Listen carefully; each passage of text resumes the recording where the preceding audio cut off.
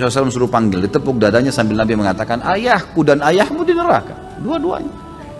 Ini jelas penyampaian Nabi SAW, bukan perkataan saya. Jadi jangan sampai gara-gara ini kemudian ada orang cuma egonya, lalu mengatakan, masa sih, nggak mungkin, dan seterusnya. Gimana nggak mungkin? Hukum Allah kok itu, penyampaian Nabi SAW sendiri. Ada ustadz yang meyakini orang tua Nabi masuk neraka, oke. Lebih tajam batin antum atau Aminah? Aminah ketemu Jibril, Aminah ketemu Mikail, Aminah ketemu Nabi Adam, Aminah ketemu Nabi. Gimana Pak? Ya? Jadi yang pertama beriman siapa? Ini baru saya ngomong nih Pak, baru malam ini. Hazal awal, ya. Baru malam ini saya berkata, dan belum ada orang yang mengatakan sebelum ini. Ini bukan sombong. Ini kita ungkapkan rahasia yang orang kok gak sebut-sebut. Betapa kita malu dengan kebenaran. Kita nggak boleh malu dari kebenaran. Ternyata dituduh ini, nggak usah. Adakah persaksian yang lebih tinggi daripada ini? Ada nggak? Apakah kedua orang tua meninggal, Rasulullah SAW meninggal dalam keadaan kafir? Kan sudah kita jelaskan, hadis riwayat Imam Muslim, hadis sahih. Ini bukan perkataan saya. Nabi SAW pernah datang ke sebuah wilayah namanya Rabwah, di sekitar dekat Mekah, 80 kilo kurang lebih dari Mekah. Lalu Nabi SAW terisak-isak menangis, seperti orang yang sedih sekali. Lalu Umar mengatakan, ya Rasulullah, saya tidak pernah melihat anda menangis seperti ini sebelumnya, gitu kan? Kuburan siapa ini? Kata Nabi SAW, ini kuburan ibuku ya hai Umar. Aku memohon kepada Allah agar menziarahi ibuku, aku diizinkan, dan aku memohon kepada Allah untuk beristighfar, untuknya aku tidak diizinkan. Tidak boleh beristighfar untuk orang yang kafir, gitu kan? Hari ini muncul ustadz-ustadz gadungan. Kok saya berani nyebut gadungan? Ini kan kasar sekali. Loh mereka lebih kasar kok. Orang tua Nabi disebut musyrik, Nur Muhammad disebut bid'ah. Berarti menandakan ibu Nabi SAW yang meninggal seperti itu. Kemudian ayahnya, riwayat Imam Muslim juga, ada seorang sahabat pernah bertanya, ayahnya meninggal dalam keadaan musyrik di Mekah. Ya Rasulullah, di mana ayah saya? Surga atau neraka? Kata Nabi SAW, di neraka. Hukum Allah jelas gitu. Lalu dia marah, dia keluar. Nabi SAW suruh panggil, ditepuk dadanya sambil Nabi mengatakan, ayahku dan ayahmu di neraka, dua-duanya. Memang ada hadis Nabi, hadis sahih tentang seorang laki-laki yang bertanya Rasulullah, bagaimana tentang bapakku? Nabi menjawab, bapakmu dan bapakku di neraka. Itu hadis namanya khabar ahad. Hadis ini adalah sahih, akan tapi biarpun itu hadis sahih yang tidak mutawatir, kalau bertentangan dengan sesuatu yang mutawatir dan lebih kuat, maka itu dipinggirkan. Sekarang ada ustadz tamatan Timur Tengah katanya, ngajinya di Madinah katanya, jalan di kampungnya Nabi katanya, tapi dia mengatakan orang tua Nabi masuk neraka. Sedih gak Nabi kalau digituin? Sedih. Kira-kira kalau ketemu Nabi disapa gak tuh orang tuh? Kok bakal disapa? Saya pun ingin ayah dan ibu Nabi di surga, saya juga ingin. Tapi Nabi yang bilang, ya, ayahnya di neraka. Nabi yang dilarang, yang bilang saya dilarang untuk mohon ampun kepada ibu saya. Apakah saya mendustakan Nabi SAW? Orang tua Nabi di neraka. Kok usil banget kamu ini? Kok usil banget urusan Nabi Muhammad SAW di neraka dan sebagainya? Ini masalah apa? Kok tega sekali ngurusi bapak ibu Nabi Muhammad di neraka? Mereka meragukan bahwasanya kedua orang tua Nabi meninggal dalam kondisi apa? Musyrik. Karena mereka berdalil bahwasanya kedua orang tua Nabi hidup di masa fatrah. Dan di antara orang-orang divonis oleh Allah Subhanahu wa taala meninggal dalam kondisi musyrik, di antaranya ibunya Nabi dan ayahnya Nabi sallallahu alaihi wasallam. Allah Subhanahu wa taala pantang menghukum hambanya yang belum datang kepadanya risalah dan dakwah. Karena Allah Maha Adil, enggak akan. Dan sudah berfirman, "Wa ma kunna mu'adzibin." Karena itu ayah dan ibunda Nabi Muhammad SAW di surga karena hidup sebelum adanya risalah.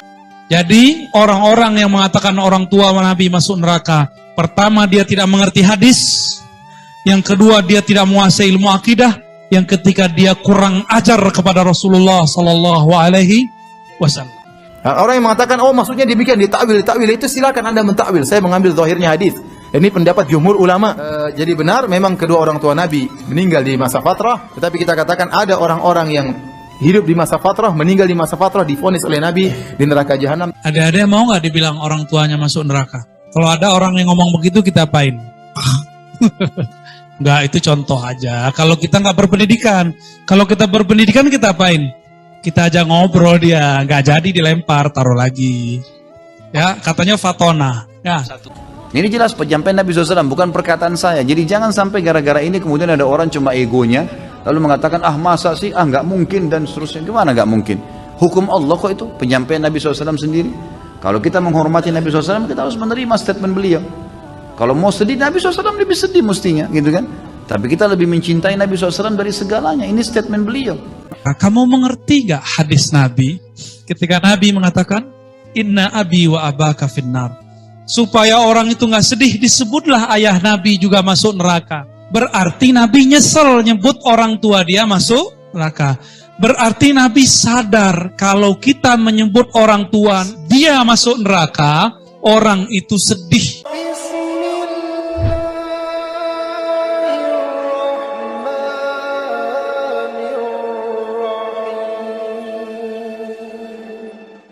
Jadi aneh kalau orang nggak ngerti sehebat itu rahasia-rahasianya, terus masih bilang orang tua Nabi masuk neraka. Terus gimana dengan hadis-hadis yang ada ini? Ya itu kan riwayat ahli zahir.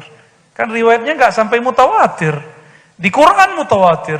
Wa ma kunna mu'adzibina hatta nab'atha rasulah. Tidak mungkin kami menyiksa satu kaum yang kami belum utus seorang nabi kepadanya. Itu untuk selain keluarga Nabi. Ini ibunya Nabi, Pak. Yang dikandung. Jadi ngomonglah Jibril kepada Sayyidah Aminah. Hai Aminah, yang engkau kandung itu Sayyidul Alamin, adalah penghulu alam semesta. Mungkin gak Aminah menolaknya? Gak mungkin. Maka yang pertama beriman dengan Nabi Muhammad adalah Aminah alaihassalam. Aminah itu yang pertama beriman, Pak. Bukan Khadijah. Ini perbaiki nih sejarahnya nih. Loh, kan Nabi Muhammad jadi Nabi umur 25. Mana dalilnya? Kan sekarang zamannya. Mana dalilnya, Pak? Buku SKI, Sejarah Kebudayaan. Itu buku banyak nggak jelasnya ya. Harus dibenerin itu. Serius. Gak tahu, sekarang mungkin sudah dibenerin, tapi zaman saya dulu kecil belum. Aminah dikabarin oleh Jibril, yang engkau kandung ini adalah Sayyidul Alamin. Datang lagi Nabi yang lain, bahkan datang Nabi Adam, yang kamu kandung itu Sayyidul Anbiya wal Mursalin. Beda lagi kata Nabi Adam, yang engkau kandung itu penghulu Nabi dan Rasul. Dan bingung kalau kita ada orang udah sejelas begitu.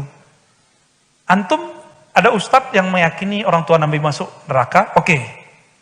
Lebih tajam batin antum atau Aminah?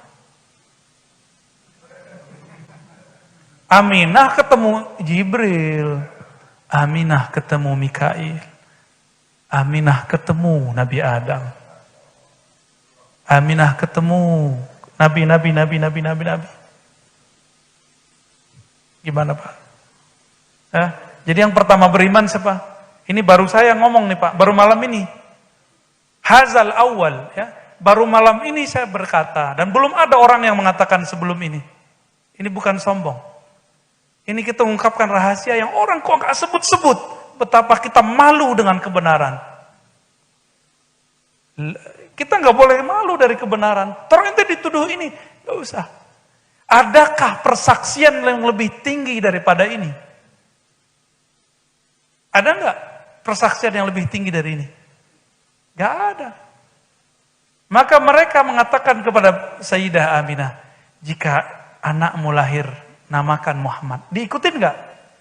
Seandainya Sayyidah Aminah tidak percaya, dia namain Dik doang. Tapi kan enggak, dia enggak namain itu.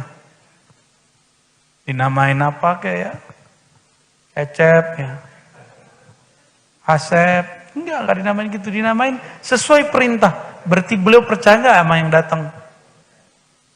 Percaya.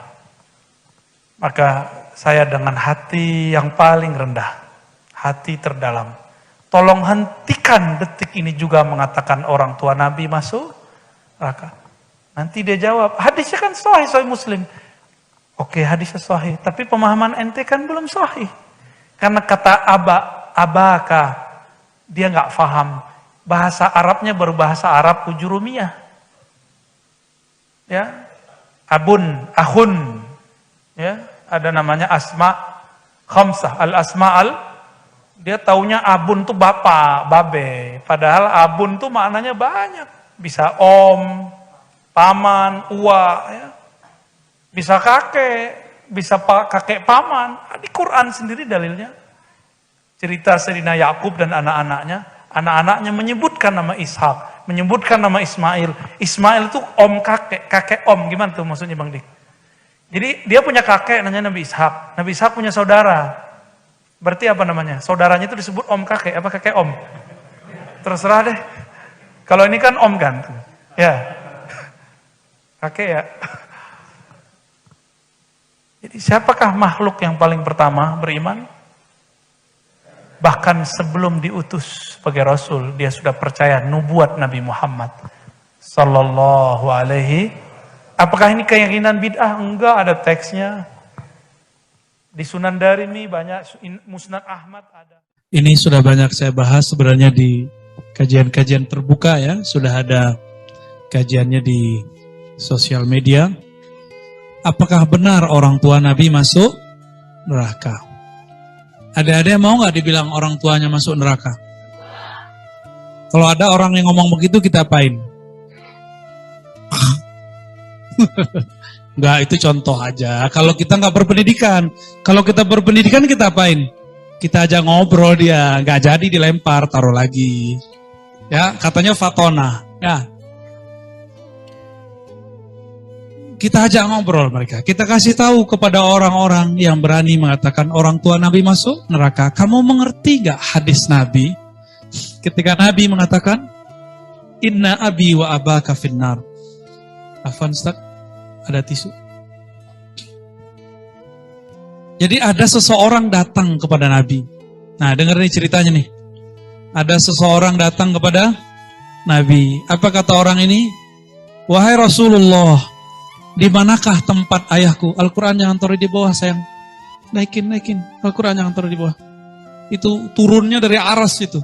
Ya. Kalian taruh di bawah, waduh sedih. Nangis Jibril lihatnya ya. Taruh di atas. Ada Quran yang taruh di bawah. Ya. Mulai hari ini jangan ada yang naruh Quran di bawah. Ya. Siap? Kenapa? Quran turunnya dari mana? Dari langit. Ada satu surat turun dari aras. Aras itu makhluk paling besar, meliputi alam semesta. Terus sekarang kalian taruh di bawah. Gimana mau berkah pesantren kita, sekolah kita? Ilmu kita nggak berkah.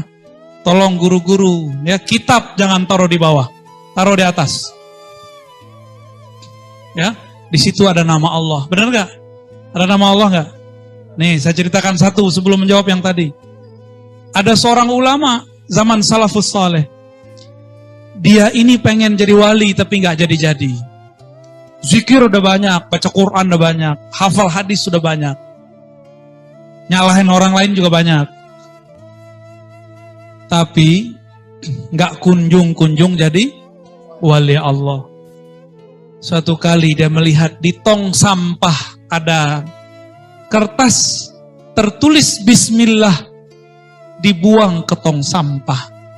Dia melihat itu menggigil, ada nama Allah kok dibuang ke tong sampah. Ini pasti santri yang nggak belajar ini ya, nggak belajar adab. Dia ambillah itu, dia bersihkan. Ada debu-debunya dia bersihkan, langsung dia telan, dia makan.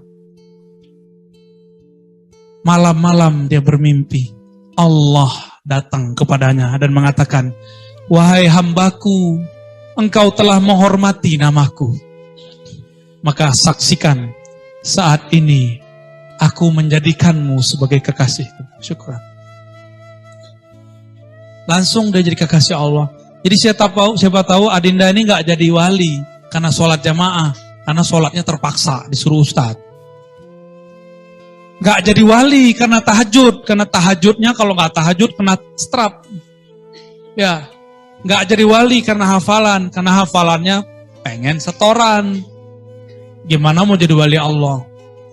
Tapi ternyata jadi walinya karena ngangkat Al-Quran. Dari tempat yang di bawah diangkat ke atas. Ya, mau jadi kekasih Allah? Hormati buku-buku, simbol-simbol, nama-nama, kaligrafi yang ada nama Allah Subhanahu wa Ta'ala. Nah, kembali ke yang tadi. Ada seseorang datang ke Nabi dan bertanya, wahai Rasulullah, di mana ayahandaku? Lalu Nabi mengatakan, ayahmu masuk neraka, wahai Tuan. Lalu sedihlah orang ini. Orang ini sedih. Ini bukan Nabi loh ya. Ini siapa? Sahabat Nabi. Sahabat Nabi sedih dibilang orang tuanya masuk neraka. Lalu Nabi hibur.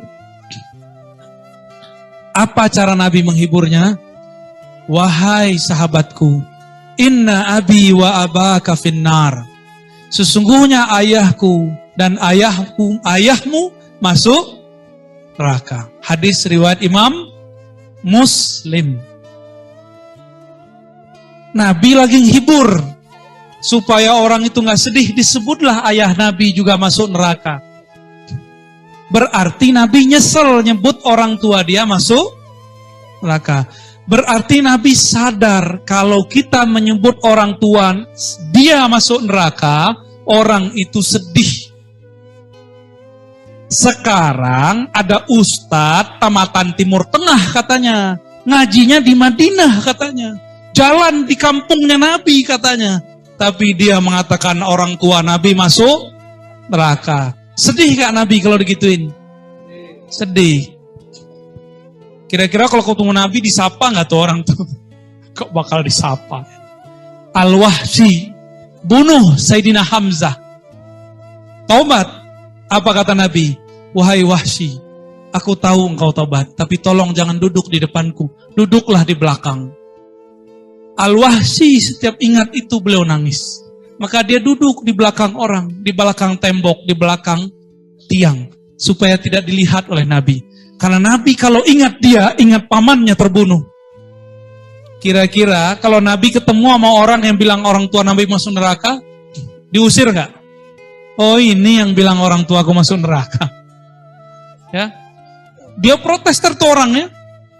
Apa kata orang ini? Wahai Rasulullah, nanti di kiamat, kan engkau sendiri yang mengatakan orang tua masuk neraka. Itu Nabi marah itu. Apa kata Nabi? Kamu kurang cerdas, kira-kira begitu. Aku ini menghibur dia karena aku habis membuat dia sedih mengatakan orang tuanya masuk neraka. Jika orang tua manusia biasa disebut masuk neraka, dia sedih, apalagi aku. Kira-kira gitu kalau dikiaskan. Kira-kira gitu kalau dikiaskan.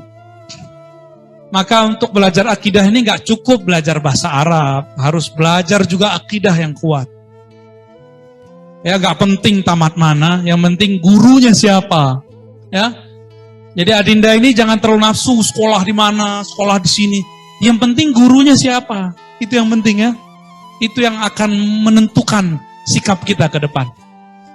Jadi orang-orang yang mengatakan orang tua Nabi masuk neraka, pertama dia tidak mengerti hadis, yang kedua dia tidak menguasai ilmu akidah, yang ketiga dia kurang ajar kepada Rasulullah Sallallahu Alaihi Wasallam. Orang yang selama hidupnya tidak pernah mendengar seruan dakwah Islam, dia tidak mempunyai beban kewajiban dan tidak berdosa walaupun menyembah berhala. Di tengah hutan belantara ada orang nyembah pohon, nyembah matahari, nyembah bulan, nyembah harimau. Dia adalah ahli surga. Dia tidak masuk neraka. Kenapa? Karena dia belum pernah mendengar tentang Islam. Biarpun di tengah daratan Eropa sana mungkin, karena pelosok-pelosok kampungnya mungkin saja yang tidak kenal telekomunikasi, tidak kenal berita, maka dia tidak beriman kepada Allah dan Rasulnya, karena dia memang tidak sampai kepadanya dakwah Islam. Maka wa ma kunna mu'adzibina hatta nab'atsa rasula. Allah tidak akan hukum mereka sampai datang utusan-utusan, ulama-ulama yang menyampaikan ilmu kepada mereka. Tidak disebut mukallaf bagi orang yang tidak sampai kepadanya dakwah Islamiyah. Misalnya orang yang tinggal di hutan belantara dan tidak ada sarana komunikasi atau tidak pernah bertemu dengan orang yang mengenalkan kepadanya Islam. Tidak pernah ada yang mengenal. Jadi sebetulnya antara yang hilang akal, balik, buta tuh tidak buta dan tidak tua, itu semuanya satu judul, yaitu apa? Bisa nerima pesan. Orang anak kecil nggak bisa nerima pesan, orang gila nggak bisa nerima pesan, tidak menerima. Orang yang belum balik tadi nggak bisa benar menyimpan pesan. Dan yang terakhir ini adalah orang yang tidak pernah dengar dakwah Islam. Berarti dia memang tidak ada pesan, bukan tidak mendengar, nggak ada pesan. Selagi tidak ada pesan, ya seperti nggak punya pesan, nggak dosa dia. Allah Subhanahu Wa Taala pantang menghukum hambanya yang belum datang kepadanya risalah dan dakwah, karena Allah Maha Adil, nggak akan. Dan sudah berfirman, wa ma kunna mu'adzibin. Karena itu ayah dan ibunda Nabi Muhammad SAW di surga karena hidup sebelum adanya risalah. Ini Buya sisipkan saja.